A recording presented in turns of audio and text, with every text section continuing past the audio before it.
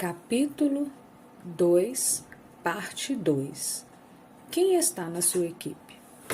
O pai rico se cercou de homens e mulheres qualificados, advogados, contadores, corretores e banqueiros. E Kim e eu fizemos o mesmo. Hoje, nosso time de contadores é um dos maiores ativos. O que é mais importante do que o dinheiro? Uma equipe de empreendedores que está na sua? Quando Mike e eu estávamos com uns 16 anos, começamos a ter problemas na escola. Não éramos maus garotos, apenas começamos a nos distanciar da maioria. Muitas vezes, Mike e eu passávamos horas depois do trabalho sentados junto do seu pai enquanto ele se reunia com diretores de bancos, advogados, contadores, corretores, investidores, gerentes e empregados. Ele era um homem que deixara a escola aos 13 anos e agora dirigia, instruía, comandava e questionava pessoas com alto nível de escolaridade. Elas acorriam a seu chamado e se preocupavam quando ele não as aprovava. Esse era um homem que não tinha acompanhado a multidão, que pensava por si próprio e detestava as palavras. Temos que fazer assim porque todos fazem desse jeito. Ele também odiava ouvir não é possível. Se quisesse convencê-la a fazer alguma coisa, bastava dizer, acho que o senhor não consegue. Mike e eu aprendemos mais assistindo a estas reuniões do que em anos no ensino tradicional, incluindo a faculdade. O pai de Mike não tinha uma instrução formal, mas tinha conhecimentos financeiros e, em consequência, era bem-sucedido. Ele costumava repetir para nós: uma pessoa inteligente contrata pessoas mais inteligentes do que ela. Portanto, Mike e eu tínhamos o privilégio de passar horas ouvindo e, no processo, aprendendo com pessoas inteligentes. Mas, por causa disso, Mike e eu não conseguíamos nos encaixar no dogma padrão que nossos professores pregavam. E isso criava problemas. Sempre que um professor falava, se não tirarem boas notas, vocês não se sairão bem no mundo real, Mike e eu franzimos as sobrancelhas. Quando nos diziam para seguir as normas e não nos desviar das regras, víamos porque esse processo de ensino desestimulava de fato a criatividade. Começamos a entender por que o pai rico nos dizia que as escolas se destinavam a formar bons empregados em vez de bons empregadores. De vez em quando, Mike e eu perguntávamos aos nossos professores como se aplicava na prática o que estávamos estudando, ou por que não estudávamos o dinheiro e o seu funcionamento. Essa última pergunta era muitas vezes respondida com a afirmação de que o dinheiro não era importante, que se tivéssemos uma educação impecável, o dinheiro iria atrás. Quanto mais sabíamos sobre o poder do dinheiro, mais nos distanciávamos dos nossos mestres e colegas. Meu pai instruído nunca me pressionava em relação às notas, porém começou a discutir sobre o dinheiro. Com 16 anos, eu provavelmente já tinha uma base de conhecimento sobre dinheiro melhor do que a de meus pais. Eu sabia escriturar livros contábeis, ouvia especialistas em tributação, advogados especializados em questões empresariais, gerentes de banco, corretores imobiliários e investidores. Meu pai falava com professores. Certo dia, meu pai falou que a nossa casa era o seu maior investimento. Uma discussão tanto desagradável teve início quando eu lhe mostrei porque não achava que uma casa era um bom investimento. O diagrama ilustra a diferença de percepção do meu pai rico e do meu pai pobre no que se refere à própria casa. Um pensava que sua casa era um ativo, o outro um passivo. Lembro que tracei o diagrama a seguir para mostrar ao meu pai a direção dos fluxos de caixa. Também lhe mostrei as despesas que acompanhavam a propriedade de uma casa. Uma casa maior representa despesas maiores e o fluxo de caixa sai pela coluna das despesas. Atualmente, ainda ouço contestações à ideia de que uma casa não é um ativo. Eu sei que, para a maioria das pessoas, ela não só é o seu maior investimento, como também seu sonho. E ser dono da própria casa é melhor do que nada.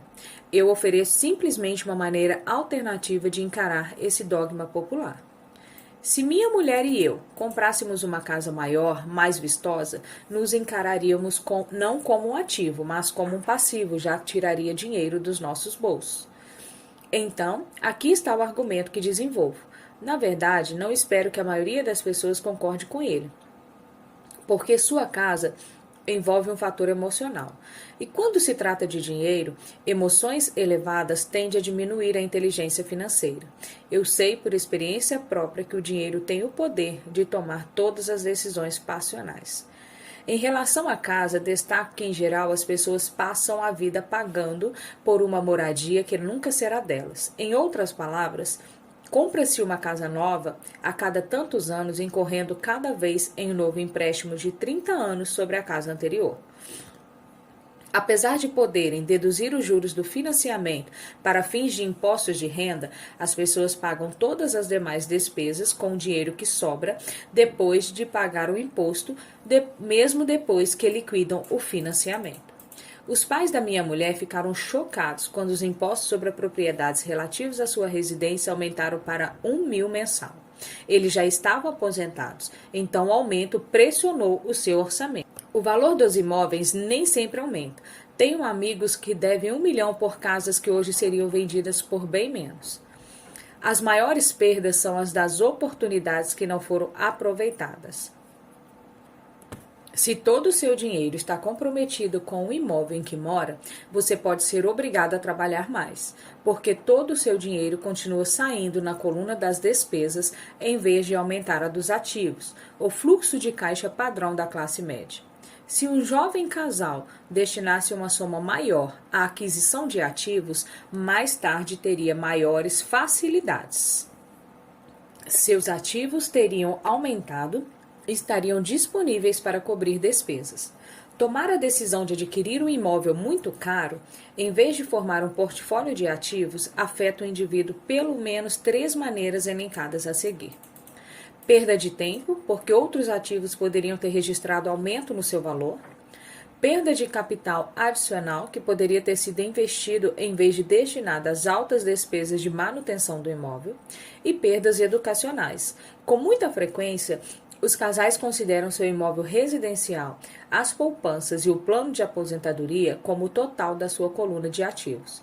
Por não ter dinheiro para investir, eles simplesmente não o fazem. Isso lhes custa a experiência do investimento. Quase nunca conseguem se tornar o que o mundo dos investimentos denomina um investidor sofisticado. E os melhores investimentos são, em geral, oferecidos primeiro a esses investidores, que, por sua vez, os vendem para as pessoas que buscam segurança. Seu indicador de desempenho. Sem uma demonstração financeira, você não sabe exatamente onde está no seu jogo financeiro da vida. Goste ou não, o dinheiro revela a pontuação do seu jogo, e uma demonstração é o seu indicador de desempenho. Bancos querem demonstrações financeiras, declaração de renda e balanço patrimonial, para saber o quão bem você está pontuando no jogo financeiro da sua vida. Não estou dizendo que não deva comprar um imóvel. O que estou dizendo é que você deveria entender a diferença entre um ativo e um passivo. Quando quer uma casa maior, primeiro compra ativos que vão gerar fluxo de caixa para arcar com o imóvel. A demonstração financeira do meu pai instruído é a melhor possível para alguém que está na corrida dos ratos. Suas despesas sempre acompanharam sua renda, de modo que ele nunca investiu em ativos. Em consequência, seus passivos eram maiores que os seus ativos. O diagrama a seguir refere-se à demonstração financeira do meu pai pobre comparada à do meu pai rico. Ele vale mais do que 1000 palavras. Revela que seus rendimentos e despesas são iguais, enquanto seus passivos são maiores do que seus ativos. A demonstração financeira pessoal do pai rico, à direita, reflete os resultados de uma vida dedicada ao investimento e à minimização dos passivos. Por que os ricos enriquecem? Uma revisão da demonstração financeira do meu pai rico mostra por que os ricos ficam mais ricos. A coluna dos ativos gera renda mais do que o suficiente para cobrir as despesas com o saldo reinvestido na coluna dos ativos. A coluna dos ativos continua crescendo e, portanto, a renda gerada aumenta também. O resultado é que os ricos ficam mais ricos. Planos de aposentadoria. Desde Aeron 3, ficou claro que os planos de aposentadoria estão em apuros. Nem os planos públicos governamentais, como os da Grécia, Itália e Califórnia, podem pagar o que é devido aos aposentados. Assim, esses planos não são mais a garantia de outrora de segurança para a velhice. Quando o mercado de ações quebrou em 2009, quem estava prestes a se aposentar teve problemas, mesmo se houvesse economizado em algum desses planos. Por que a classe média trava uma batalha? A classe média se encontra em um estado de constantes dificuldades financeiras. Sua renda principal é gerada por salário. Quando seu pagamento aumenta, os impostos também. Suas despesas tendem a crescer na mesma proporção que seus salários, daí a expressão corrida dos ratos. Eles consideram seu imóvel residencial como seu principal ativo, em vez de investir em ativos geradores de renda.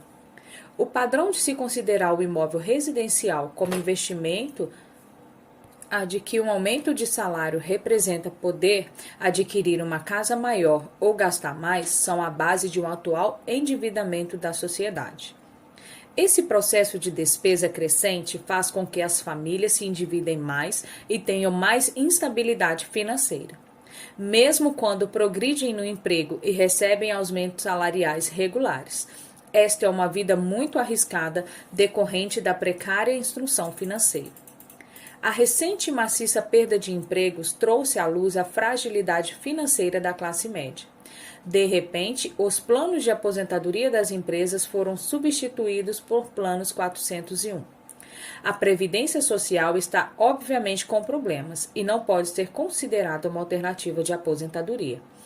O pânico se instalou na classe média. Atualmente, os fundos mútuos são populares porque representam segurança. Os aplicadores médios dos fundos de pensão estão demasiadamente ocupados trabalhando para pagar impostos e financiamentos imobiliários e têm dificuldade em poupar para a faculdade dos filhos e liquidar as dívidas do cartão de crédito. Não têm tempo de aprender a investir, de modo que confiam na experiência do administrador do fundo mútuo. Como o fundo também inclui muitos tipos diferentes de investimento, tem-se uma sensação de segurança porque ele é diversificado. Esse grupo da classe média instruída aceita o dogma defendido por corretores de fundos mútuos e consultores financeiros. Procure a segurança, evite o risco. A verdadeira catástrofe, contudo, é a falta de instrução financeira precoce, responsável pelo risco enfrentado pela pessoa comum de classe média. A razão é que precisam procurar a segurança porque uma situação financeira é, na melhor das hipóteses, precária. Seus balanços patrimoniais não são de fato balanceados. Em vez disso, estão atulhados de passivos sem verdadeiros ativos para gerar renda. Geralmente, sua única fonte de renda é o contra-cheque. Seu modo de vida depende totalmente do empregador. Sendo assim, quando os verdadeiros negócios da sua vida aparecem, essas mesmas pessoas não podem aproveitar a oportunidade, porque estão trabalhando muito, pagando impostos máximos e assoberbadas de dívidas. Como disse no início da sessão, a regra mais importante é conhecer a diferença entre um ativo e um passivo. Uma vez que consiga entendê-la, concentre seus esforços na compra exclusiva de ativos geradores de renda. Essa é a melhor maneira de dar o primeiro passo para se tornar rico. Continue fazendo isso e sua coluna de ativos crescerá. Concentre-se em reduzir passivos e despesas para aumentar o dinheiro disponível para incrementar a coluna de ativos. Logo, a base de ativos será tão consistente que você poderá se permitir olhar para investimentos mais especulativos, que podem ter retornos que variam de 100% ao infinito. Investimentos em que 5 mil podem se transformar rapidamente em 1 milhão ou mais investimentos que a classe média considera demasiado arriscados. O investimento não é arriscado se há proficiência financeira. Se fizer o que as pessoas fazem você estará na seguinte situação: como empregado e proprietário de casa própria, seus esforços no trabalho, em geral, resultam no seguinte. Primeiro, você trabalha para uma empresa privada. Os assalariados trabalham para que os donos da empresa e seus acionistas fiquem ricos, não eles mesmos. Seus esforços e sucesso garantirão o êxito e a aposentadoria dessas pessoas. Segundo, você trabalha para o governo. O governo fica com uma parte do seu pagamento antes mesmo que você veja o dinheiro. Ao trabalhar mais, você simplesmente aumenta o montante de impostos que o governo arrecada. A maioria das pessoas trabalha de janeiro a maio apenas para o governo. Terceiro, você trabalha para o banco. Depois dos impostos, suas maiores despesas são, em geral, o financiamento imobiliário e a fatura do cartão de crédito. O problema decorrente de simplesmente trabalhar mais é que cada uma dessas três parcelas leva consigo uma parte maior do seu esforço. Você precisa aprender a fazer com que seus maiores esforços beneficiem diretamente você e sua família. Depois de ter decidido cuidar do seu próprio negócio, concentrar seus esforços na aquisição de ativos em vez de um salário maior, como definir seus objetivos. A maioria das pessoas deve manter seu emprego e usar seus salários para financiar a aquisição de ativos. À medida que os ativos crescem, como medir a extensão do seu sucesso? O que faz alguém saber se está rico, que conquistou prosperidade? Da mesma maneira que tenho minhas definições de ativo e passivos, também tenho minha própria definição para a riqueza. Na verdade, eu as tomei emprestada de alguém chamado Buckminster Fuller. Alguns os consideram charlatão e outros uma lenda viva. Anos atrás, ele criou um auê entre os arquitetos ao solicitar a patente para algo chamado de cúpula geodésica. Mas ao fazer isso, também falou algo sobre a riqueza. Parecia, à primeira vista, muito confuso, mas depois de relê-lo algumas vezes, começou a fazer sentido. A riqueza é a capacidade de uma pessoa sobreviver pelos dias que virão. Ou, se parar de trabalhar hoje, por quanto tempo poderei sobreviver? Ao contrário do patrimônio líquido, a diferença entre ativos e passivos, que frequentemente está repleta de bobagens caras e daquilo que as pessoas acham que tem valor, essa definição cria a possibilidade de desenvolver uma mensuração verdadeiramente acurada. Assim, eu poderia medir e saber onde estava em termos de meta para me tornar financeiramente independente. Embora o patrimônio líquido frequentemente inclua ativos que não geram dinheiro, como objetos comprados e depois abandonados em um canto da garagem, a riqueza mede quanta renda o seu dinheiro está gerando e, portanto, revela sua sobrevivência financeira. A riqueza é a medida do fluxo de caixa gerado pela coluna dos ativos em comparação à coluna das despesas. Vejamos um exemplo. Digamos que o fluxo de caixa da minha coluna de ativos gere 1.000 por mês e que eu tenha despesas mensais de 2.000. Qual é a minha riqueza? Riquezas e reservas financeiras. Hoje, poucas pessoas têm dinheiro suficiente para se manter, mesmo por um mês. A maioria dos norte-americanos, por exemplo, tem menos de $400 na poupança.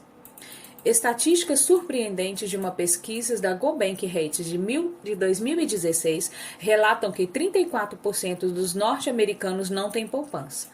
Poucas pessoas poderiam sobreviver por muito tempo sem um salário ou assistência governamental.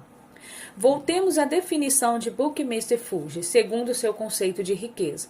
Por quantos dias posso sobreviver? Considerando-se um mês de 30 dias, tenho um fluxo de caixa suficiente para o meio mês. Quando eu tiver alcançado um fluxo de caixa gerado por meus ativos de 2.000, então eu serei abastado. Ainda não estou rico, mas estou amparado. Agora, tenho uma renda gerada por ativos a cada mês que cobre totalmente minhas despesas mensais. Se desejo aumentar essas despesas, preciso primeiro ampliar o fluxo de caixa gerado por meus ativos para manter esse padrão de riqueza. Observe que nesse ponto eu não dependo mais do meu salário. Eu me concentrei e tive sucesso em construir uma coluna de ativos que me tornou financeiramente independente. Se eu largar o meu emprego hoje, poderei cobrir minhas despesas mensais com o fluxo de caixa gerado pelos meus ativos. Meu próximo objetivo poderia ser empregar o excedente do meu fluxo de caixa para reinvestir em mais ativos.